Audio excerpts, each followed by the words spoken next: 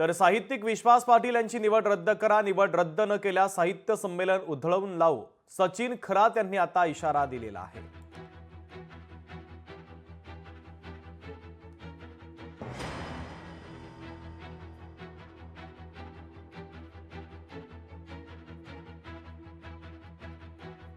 याच अखिल भारतीय मराठी साहित्य संमेलन अध्यक्षपदी साहित्यिक विश्वास पाटील यांची निवड झाल्याचे समजत आहे. मुळात याच विश्वास पाटील यांनी मध्यंतरी एका युट्यूब चॅनलला मुलाखत देत असताना आरक्षण विरोधी वक्तव्य केलं आहे. ते असं म्हणत आहेत की माझ्या आजोबांकडे पंजोबांकडे कुणबी दाखला असताना देखील मला कुणबी दाखला मिळाला नाही. त्यामुळे ज्यांना दाखले मिळाले त्या कमी बुद्धींच्या लोकांच्या हाताखाली मला काम करावे लागले. हे त्यांनी आरक्षण विरोधी वक्तव्य केलेलं आहे. या वक्तव्याचा राज्यभरातून निषेध व्यक्त करण्यात आलेला आहे. साहित्यिक विश्वास पाटील यांनी त्यांच्या वक्तव्यातून विरोध केलेला स्पष्टपणे दिसत आहे.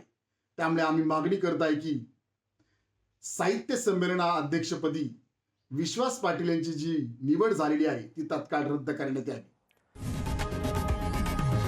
लोकशाही मराठी ऐका, पहा, जागरूक रहा.